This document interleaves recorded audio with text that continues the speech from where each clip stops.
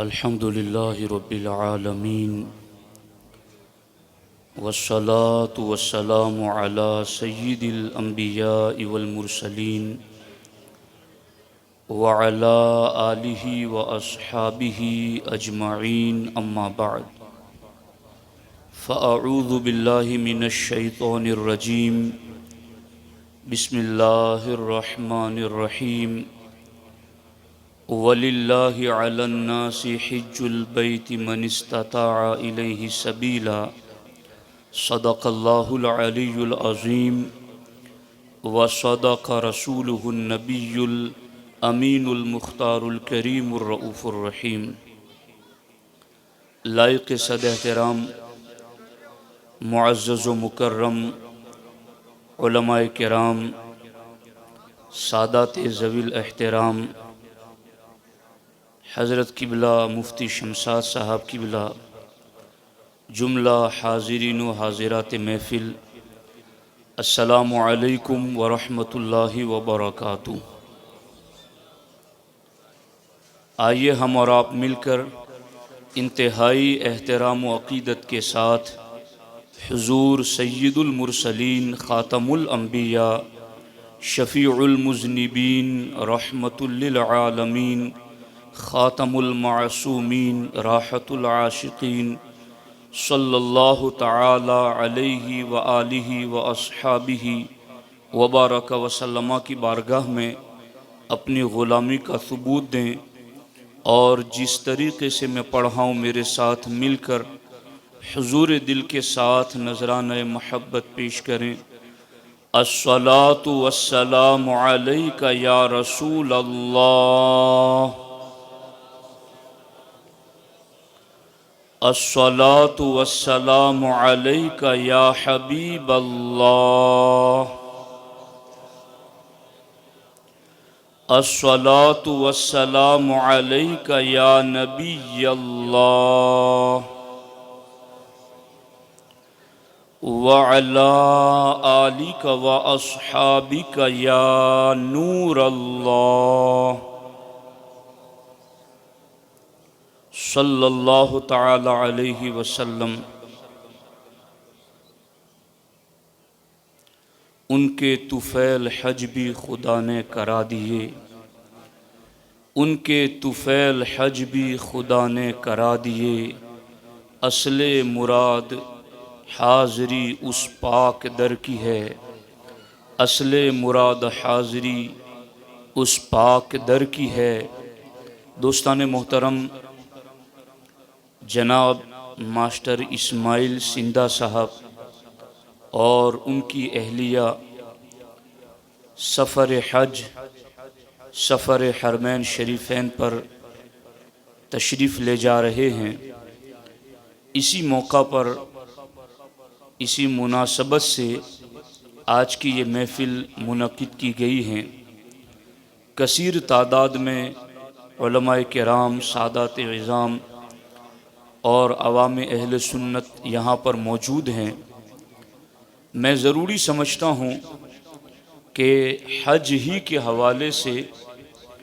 کچھ دینی اور ضروری معلومات آپ تک پہنچائی جائے، اور جتنی سنجیدگی سے آپ سن رہے ہیں، توجہ سے، مجھے امید ہے کہ انشاءاللہ آپ باتوں کو یاد بھی رکھیں گے اور اس پر عمل کی کوشش کریں گے۔ دوستان محترم، اللہ کے رسول صلی اللہ علیہ وآلہ وسلم نے ارشاد فرمایا، ایھا الناس، اے لوگو، قد فرض علیکم الحج، اللہ تبارک و تعالی نے تم پر حج کو فرض قرار دیا ہے۔ فحجوا، تو اے ایمان والو تم حج کیا کرو۔ اللہ کے رسول صلی اللہ علیہ وآلہ وسلم نے اپنے اس فرمان کے ذریعہ فریضہ حج کا اعلان بھی فرمایا، اور اپنی امت کو اس کی ادائیگی کا بھی حکم عطا فرمایا۔ اب اسلام میں 4 فرائض اور 4 فرائض میں چوتھا فریضہ فریضہ حج ہے۔ اللہ کے رسول علیہ السلام نے حکم تو ارشاد فرمایا ہے کہ اے لوگو، اللہ نے تم پر حج فرض فرمایا ہے تو تم حج کیا کرو، مگر یہ حج کون کرے گا، یہ حج کس کے اوپر فرض ہے؟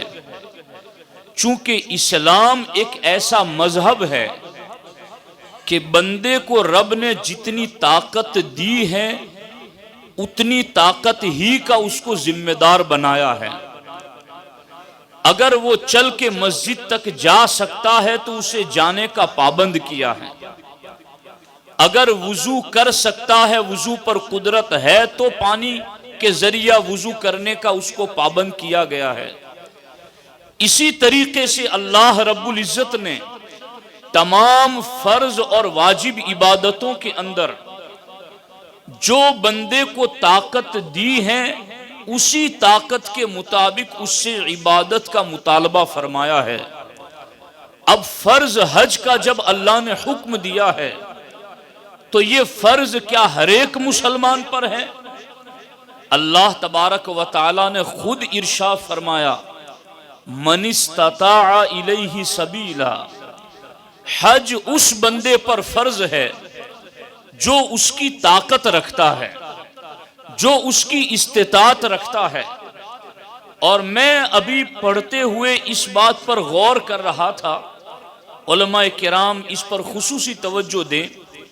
کہ ایک ہے صاحب نصاب ہونا اور ایک ہے صاحب استطاعت ہونا۔ صاحب نصاب پر زکوٰۃ فرض ہے، صاحب استطاعت پر حج فرض ہے۔ اللہ نے حج کی فرضیت کے لیے صاحب نصاب ہونے کا پابند نہیں فرمایا، چونکہ بندہ صاحب نصاب تو آج کے دور میں تقریباً 50,000 رقم سے بھی ہو جاتا ہے۔ اگر بندے کو صاحب نصاب ہی پر حج کا پابند کر دیا جاتا تو 50,000 میں تو جانے آنے کا خرچ پورا نہ ہوتا، 50,000 میں تو اس کا جانے آنے کا معاملہ طے نہ ہوتا۔ تو اسلام کی آفاقیت بھی دیکھو، اسلام کی عالمگیریت بھی دیکھو، اور اسلام کا قیامت تک کے لیے دین برحق ہونا اسے بھی سمجھو۔ یہ صاحب نصاب اور صاحب استطاعت کی باتیں تو اس وقت کی جاتی تھی جب کوئی ہوائی جہاز سے سفر کر کے نہیں جاتا تھا، جب کوئی اتنے دور دراز علاقوں سے ٹرین کے ذریعہ، پلین کے ذریعہ نہیں پہنچتا تھا۔ لیکن اسلام جانتا تھا کہ صاحب نصاب جو ہوگا وہ تو زکوٰۃ ادا کرے گا، لیکن صاحب نصاب کی شرط اگر زکوٰۃ حج پر بھی لگا دی جائے گی تو وہ صاحب نصاب تو ہو جائے گا مگر پھر بھی حج پر نہ جا سکے گا، چونکہ جتنا جتنا زمانہ گزرتا جاتا ہے اسی قدر زیادہ حج کے اخراجات اور خرچ بھی بڑھتے چلے جاتے ہیں۔ چند سالوں پہلے 2.5 3 4 لاکھ کے اندر حج ہو جاتا تھا، آج 7 8 لاکھ تک پہنچ چکا ہے۔ تو اسلام میں صاحب نصاب کی پابندی نہیں کی گئی حج کے لیے، بلکہ صاحب استطاعت کی شرط لگائی گئی۔ اسلام کی یہ خوبی ہے کہ چونکہ ہر زمانے کے تقاضے بدلیں گے، ہر زمانے کے خرچ بدلیں گے، تو اسلام نے کہا من استطاع الیہ سبیلا، آج 2 لاکھ میں حج ادا ہوتا ہے اور تمہارے پاس استطاعت ہے تو اسی سے فرض ہو گیا، اگلے زمانے میں 4 لاکھ میں ہوتا ہے، اس سے تمہاری استطاعت ثابت ہوتی ہے تو فرض ہو گیا، اور اگر آئندہ کے زمانے میں 8 لاکھ سے زیادہ بڑھ گیا، 10 12 15 لاکھ 20 لاکھ تک خرچ پہنچ گیا اور تمہارے پاس اس کے مطابق خرچ اور پیسے ہو تو تم پر حج فرض ہوگا۔ تو اسلام میں حج اس کے اوپر فرض ہے جس کے پاس اس کی طاقت ہے۔ اب یہ طاقت کس چیز کے ذریعہ شریعت نے مانی ہے؟ کیا صرف جانے آنے کا ٹکٹ ہو اسی کو شریعت نے طاقت مان لیا ہے یا اس کے علاوہ کچھ اور بھی چیز ہیں؟ تو یہ ہے میرے ہاتھ میں بہار شریعت۔ حضور صدر الشریعہ علیہ الرحمہ اس میں لکھتے ہیں کہ کتنا مال ہو جس کے اوپر حج فرض ہوتا ہے، آپ ارشاد فرماتے ہیں سفر خرچ اور سواری پر قادر ہونے کے یہ معنی ہے کہ یہ چیزیں اس کی حاجت سے فاضل ہوں، یعنی مکان، لباس، خادم اور سواری کا جانور اور پیشہ کے اوزار، پیشہ کے اوزار یعنی دندے کے سامان اور خانہ داری کے سامان، اور دین یعنی قرض سے اتنا زائد ہو کہ سواری پر مکہ معظمہ جائے اور وہاں سے سواری پر واپس آئے، اور جانے سے واپسی تک عیال کا نفقہ یعنی جن جن لوگوں کا خرچہ پانی اس کے ذمہ واجب ہیں، اور مکان کی مرمت کے لیے کافی مال چھوڑ جائے، اور جانے آنے میں اپنے خرچ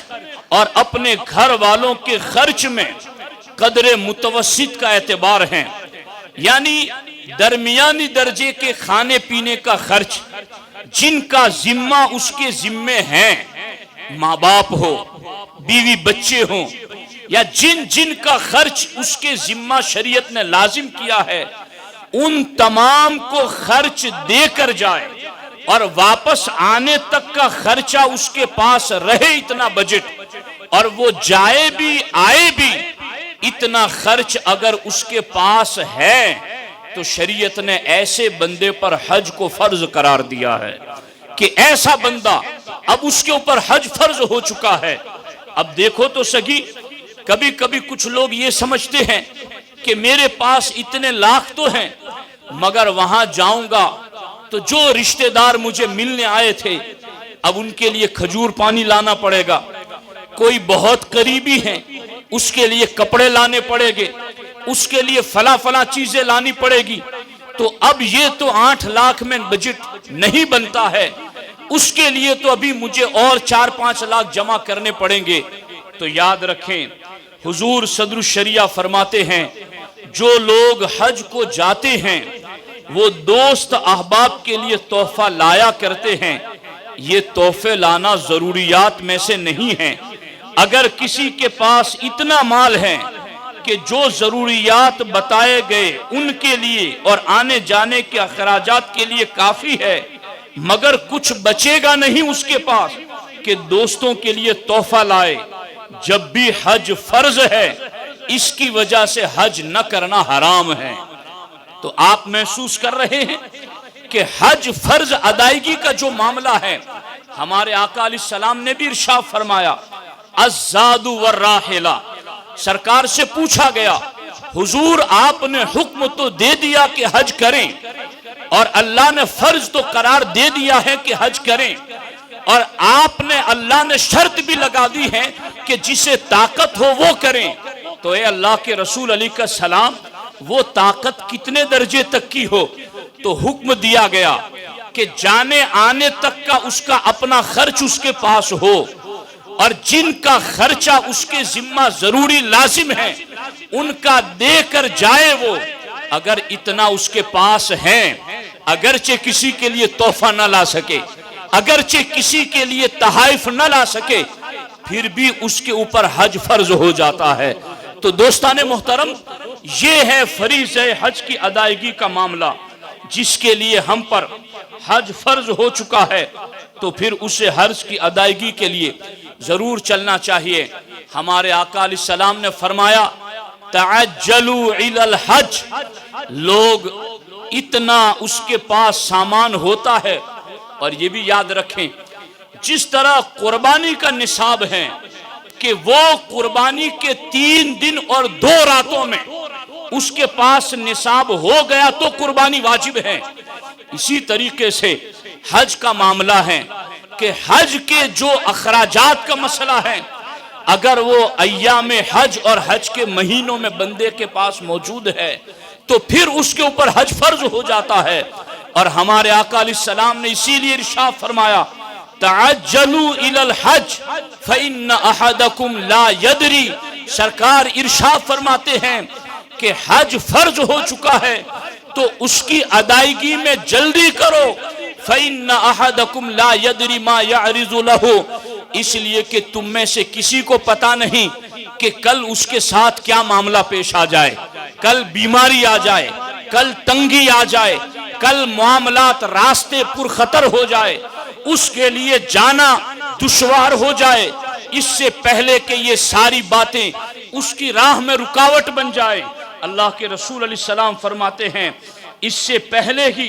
اسے حج کو جانا اپنے لیے ضروری سمجھ لینا چاہیے۔ سرکار فرماتے ہیں حج کو جانے کے لیے تندرست ہونا بھی ضروری ہے، کیونکہ اعضاء سلامت ہو، انکھیارہ ہو،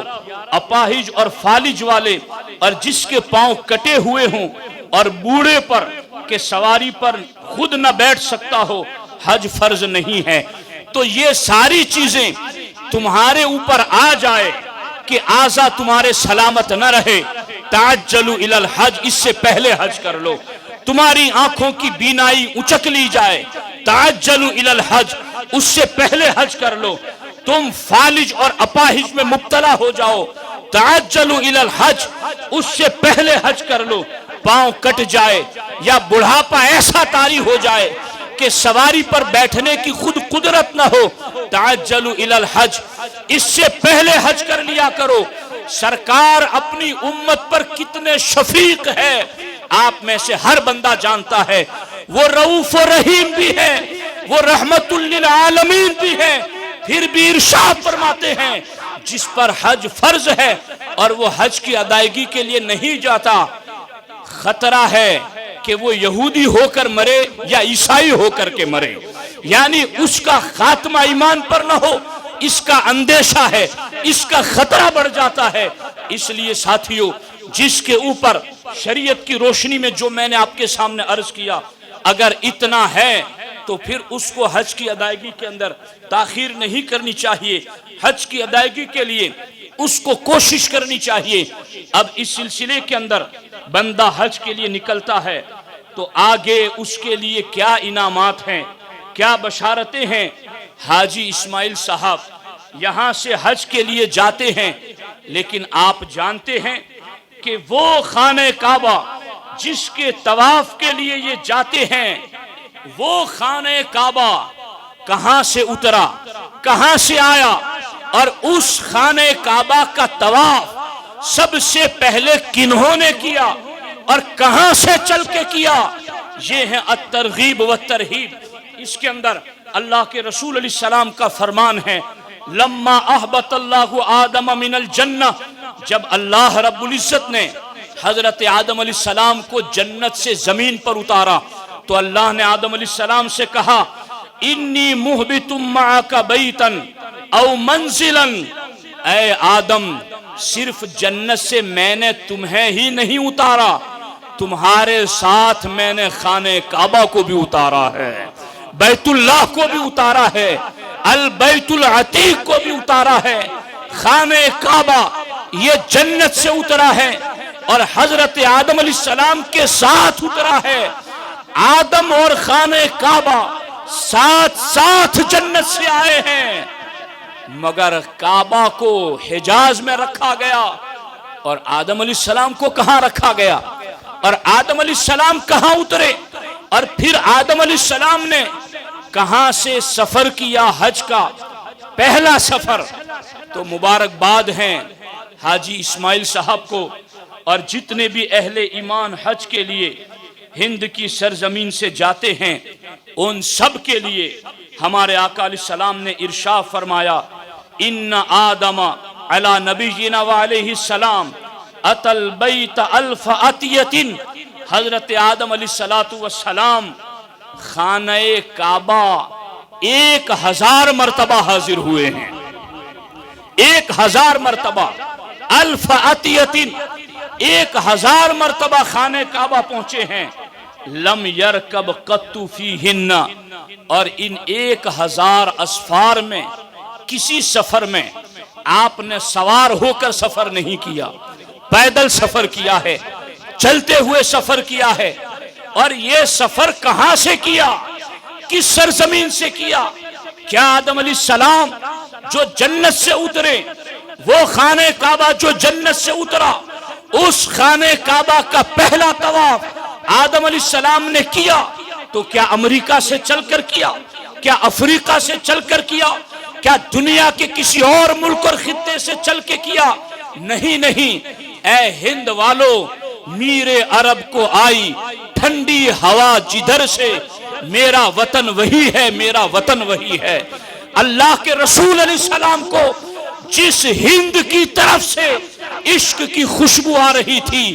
آدم علیہ السلام نے سفر حج کا سب سے پہلے آغاز ہند کی سرزمین سے فرمایا ہے۔ یہ دیکھیے میرے آقا علیہ السلام نے، حضرت آدم علیہ السلام نے کہاں سے سفر کا آغاز کیا؟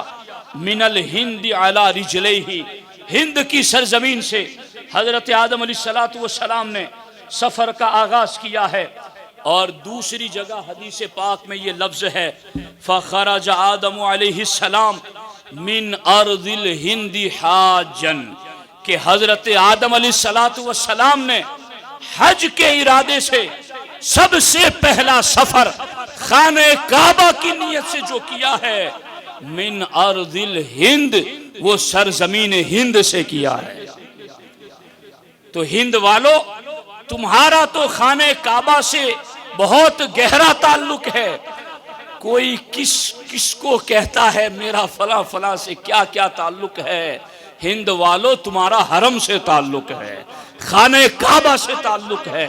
تمہارا اللہ کے گھر سے تعلق ہے، اور جنت سے آنے والا خانہ کعبہ اور جنت سے آنے والا پہلا انسان وہ چلا ہے اس خانہ کعبہ کے قصد کے لیے، حج کے لیے ارادے سے چلا ہے، من ارض الہند، تو وہ ہندوستان کی سرزمین سے چلے ہیں۔ اور پھر آج آدم علیہ السلام اترے تھے، انسانیت کا آغاز ہی حضرت آدم علیہ السلام سے ہوا ہے۔ اب یہ تو شہر، گاؤں، علاقے، دیہات بعد میں بنے۔ آدم علیہ السلام کا سفر حج کتنا بابرکت تھا۔ آپ جانتے ہو،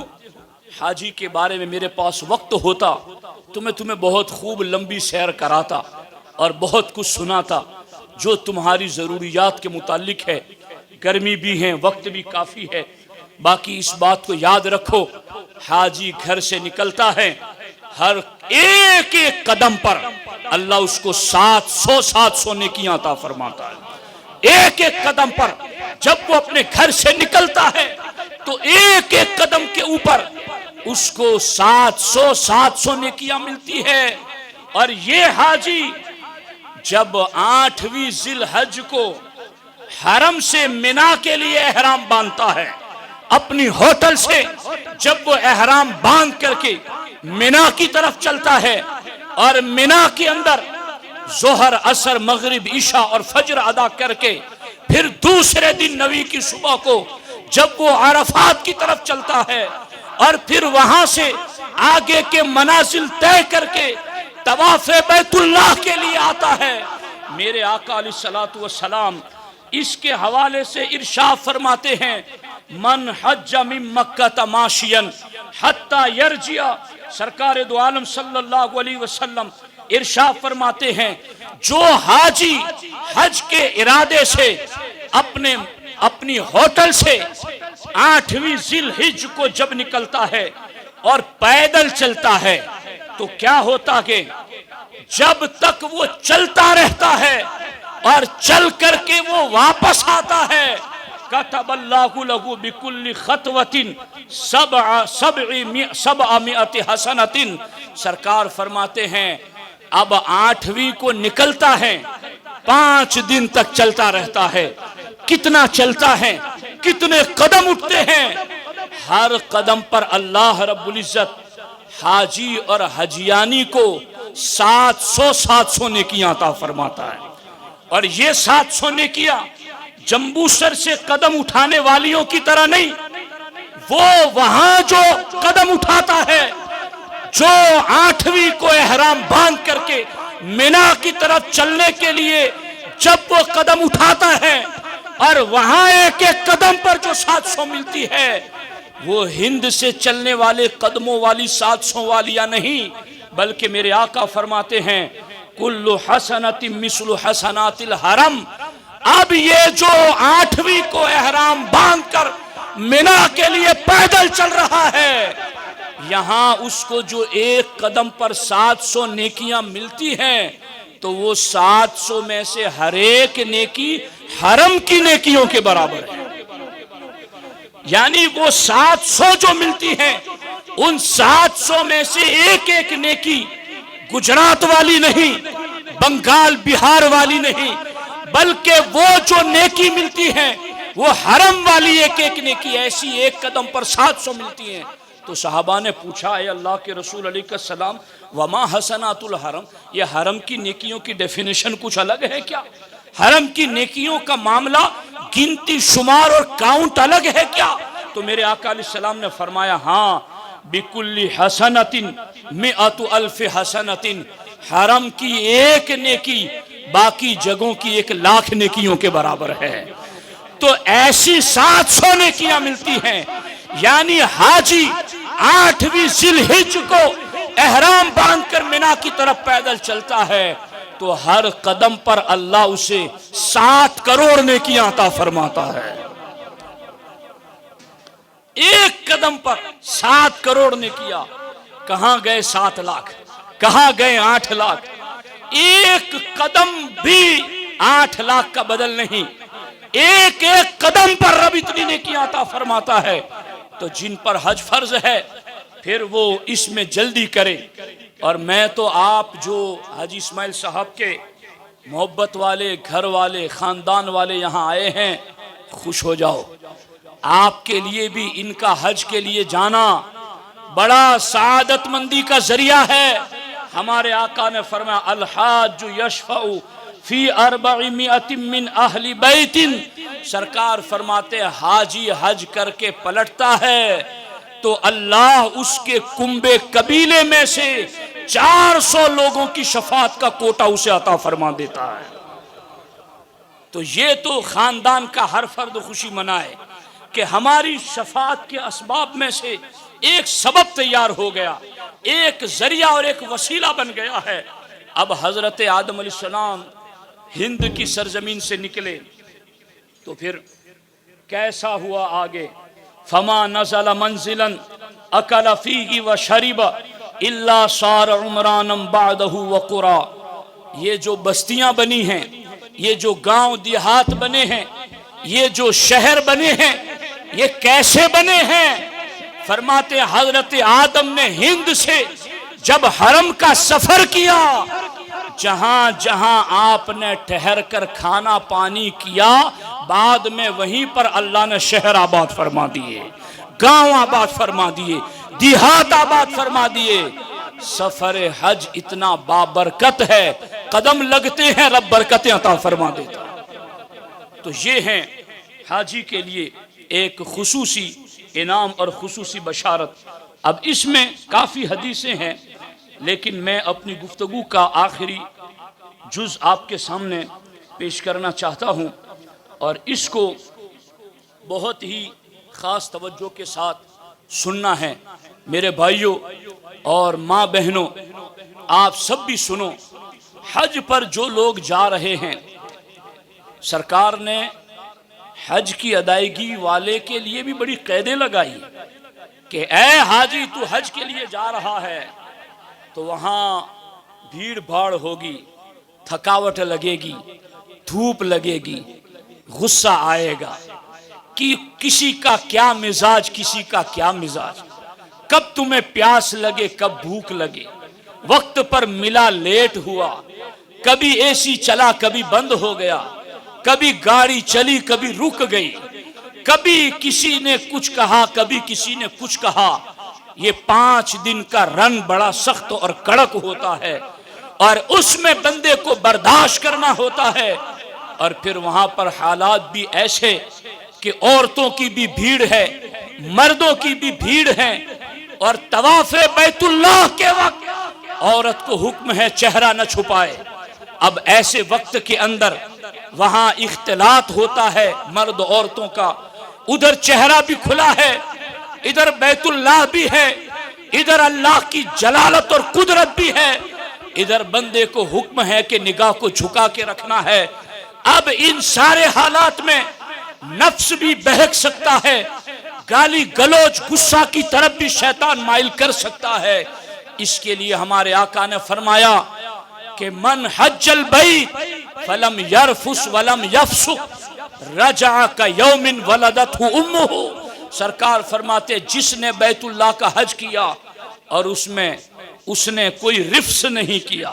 کوئی فسق نہیں کیا۔ یہ رفسہ کیا ہے؟ اس کی بہت ساری تشریح ہے، مگر میں شارٹ لفظوں میں یہ بات عرض کر دوں،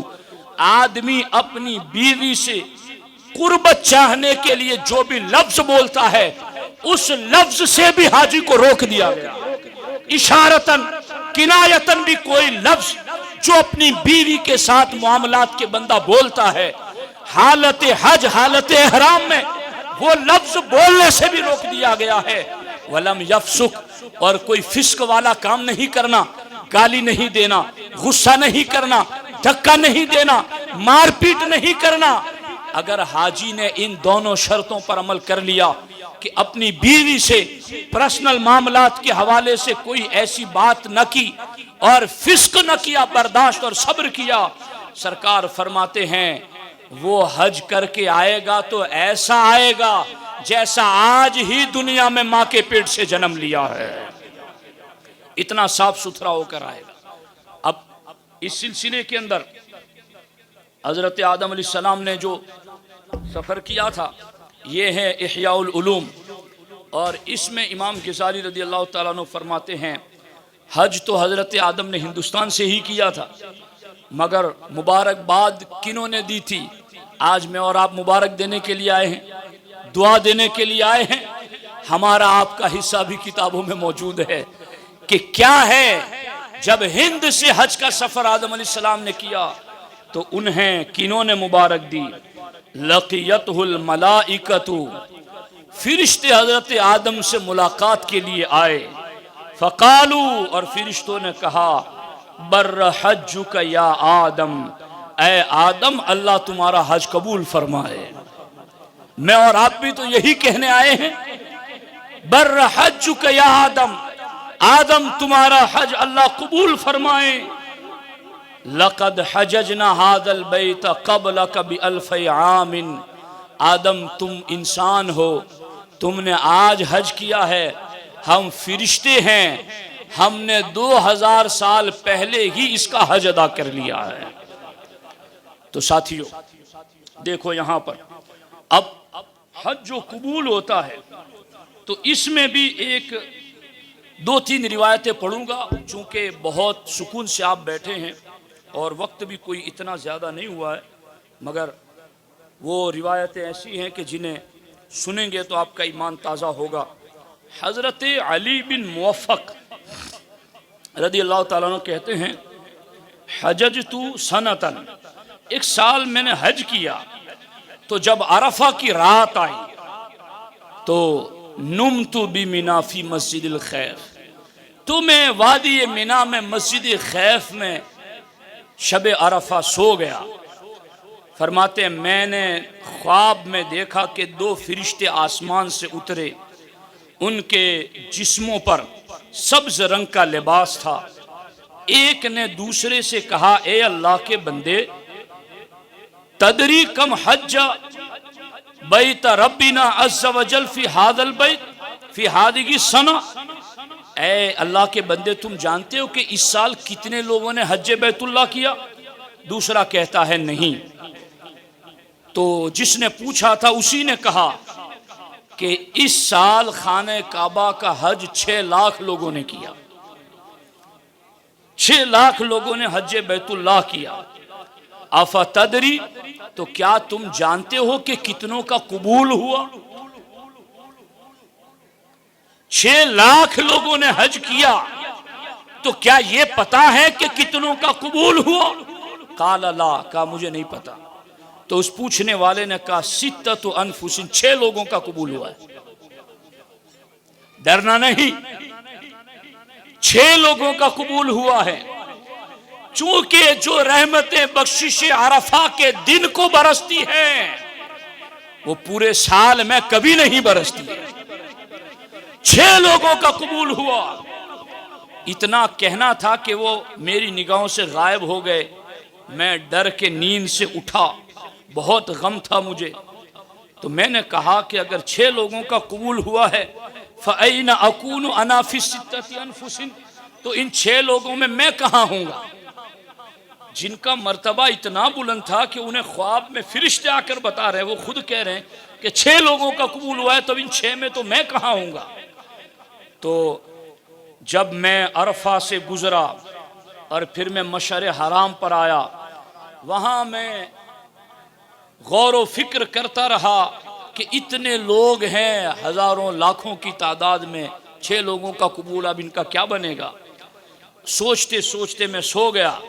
تو پھر میں نے نیند میں دیکھا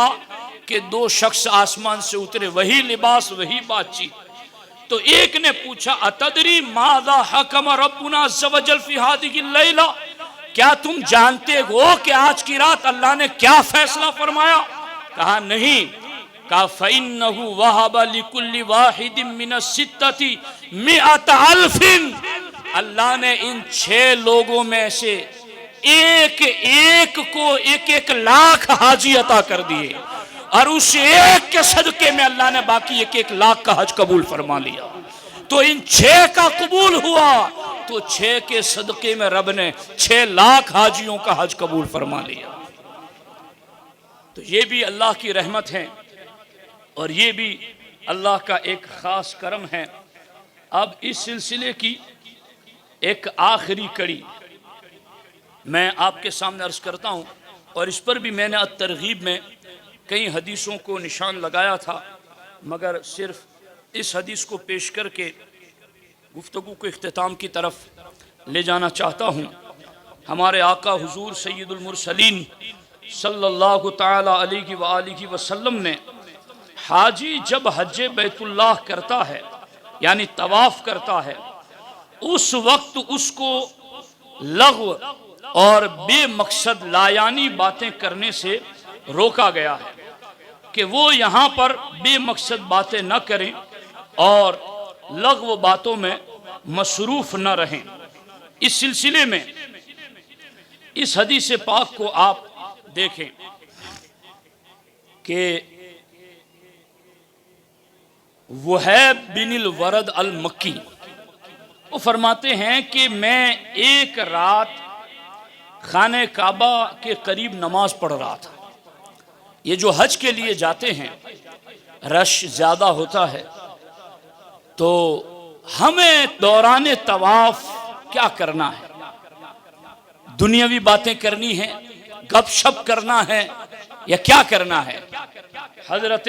وہیب بن الورد فرماتے ہیں میں ایک رات خانہ کعبہ کے قریب نماز پڑھ رہا تھا، فسمعت کلاما بین الکعبۃ والاستار، تو میں نے خانہ کعبہ اور اس کے پردوں سے ایک آواز سنی، وہ یہ تھی الی اللہ اشکو ثم الیک یا جبرائیل، اے اللہ میں تیری بارگاہ میں فریاد کرتا ہوں، اور اے جبرائیل میں تم سے شکایت کرتا ہوں، ما القا من الطائفین حولی،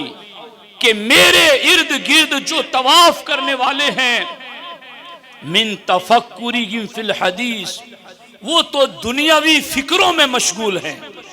وہ تو دنیاوی کاموں میں مصروف ہے، ان کے قدم اور جسم تو حرم میں ہے مگر ان کا دل دماغ دنیا میں لگا ہوا ہے۔ خانہ کعبہ کہتے اے اللہ میں تجھ سے ایسوں کی فریاد کرتا ہوں، اے جبرائیل میں تم سے ایسوں کی شکایت کرتا ہوں کہ طواف میرا کر رہے ہیں، چکر یہاں لگا رہے گئے، قدم ان کے یہاں لگ رہے ہیں، وَتَفَكُّرِهِمْ، اور ان کی فکریں دنیا میں لگی ہوئی ہیں، وَلَغْوِهِمْ وَلَهْوِهِمْ، اور بے مقصد اور بیکار باتوں میں لگے ہوئے ہیں۔ لَإِن لَّمْ يَنْتَهُوا عَنْ ذَلِكَ، اے اللہ اور اے جبرائیل اگر یہ لوگ میرا طواف کرتے کرتے دنیاوی باتوں سے، لغو اور بے مقصد کاموں سے باز نہ آئے لَأَنْتَفَضَنَّ انتفاضَةً يَرْجِعُ كُلُّ حَجَرٍ مِّنِّي إِلَى الْجَبَلِ الَّذِي قَطَعَ مِنْهُ. تو کعبہ کہنے لگا میں ایسا حرکت کروں گا کہ مجھ میں لگا ہوا ہر پتھر جدا ہو کر اس پہاڑ تک پہنچ جائے گا جہاں سے وہ آیا ہے. میں یہاں نہ رہوں گا اگر یہ طواف کرنے والے دنیاوی فکروں سے باز نہ آئے، دنیاوی باتوں سے باز نہ آئے، دنیاوی لغو اور بے مقصد باتوں سے باز نہ آئے. تو جو حاجی حج کے لیے جاتا ہے وہ دوران طواف نگاہ نیچی رکھیں، اللہ کی قدرت و جلال اور ہیبت کو اپنے اوپر طاری کریں، درود پڑھیں اور دعائیں پڑھیں. کچھ نہ یاد ہو تو ربنا آتنا فی الدنیا حسنہ وفی الآخرۃ حسنہ وقنا عذاب النار پڑھتا رہے. اگر یوں دوران طواف نگاہیں جھکا کر بغیر کسی کو دھکا دیے ہوئے، بغیر غصہ کیے ہوئے اپنے آپ کو صبر کے ساتھ روک کر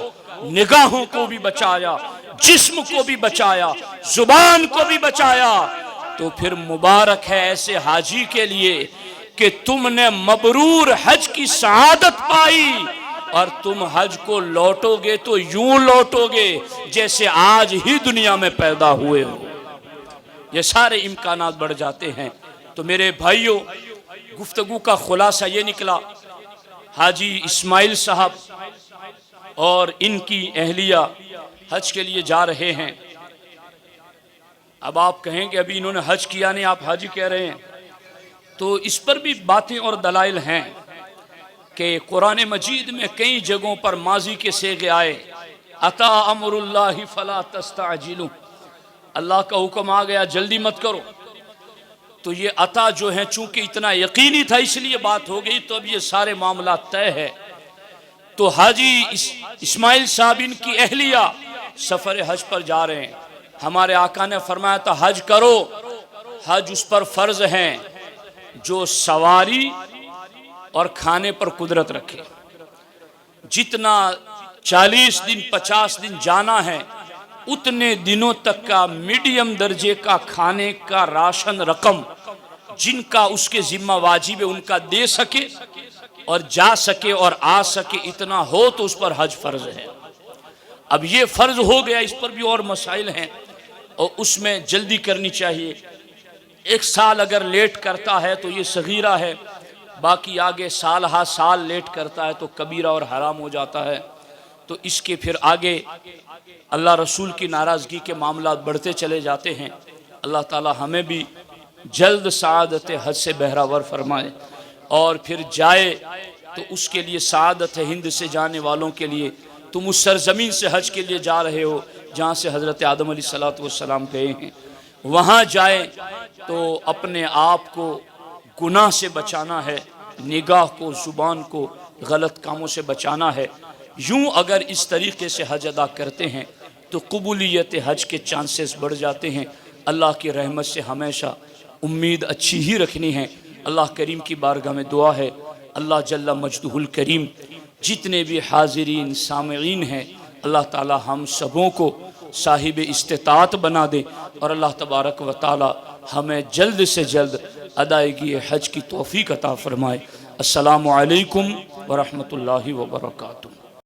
کہ بدرو دجا تم پہ کروڑوں درود، طیبہ کے شمس و ضحیٰ تم پہ کروڑوں درود، کعبے کے بدرو دجا تم پہ کروڑوں درود، طیبہ کے شمس و ضحیٰ تم پہ کروڑوں درود. اور کوئی غیب کیا تم سے نہاں ہو بھلا، اور کوئی غیب کیا تم سے نہاں ہو بھلا، اور کوئی غیب کیا تم سے نہاں ہو بھلا. تم سے نگاہ ہو بھلا جب نہ خدا ہی چھپا تم پہ کروڑوں درود جب نہ خدا ہی چھپا تم پہ کروڑوں درود کعبے کے بدرو دجا تم پہ کروڑوں درود طیبہ کے شمس و ضحیٰ اپنے خطاواروں کو اپنے ہی دامن میں لو اپنے خطاواروں کو اپنے ہی دامن میں لو اپنے خطاواروں کو اپنے ہی دامن میں لو اپنے ہی دامن میں لو کون کرے یہ بھلا تم پہ کروڑوں درود کون کرے یہ بھلا تم پہ کروڑوں درود کعبے کے بدرو دجا تم پہ کروڑوں درود طیبہ کے شمس و ضحیٰ تم پہ کروڑوں درود کام وہ لے لیجئے تم کو جو راضی کرے کام وہ لے لیجئے تم کو جو راضی کرے کام وہ لے لیجئے تم کو جو راضی کرے تم کو جو راضی کرے ٹھیک ہونا میرا ذات تم پہ کروڑوں درود ٹھیک ہونا میرا ذات تم پہ کروڑوں درود کعبے کے بدرو دجا تم پہ کروڑوں درود طیبہ کے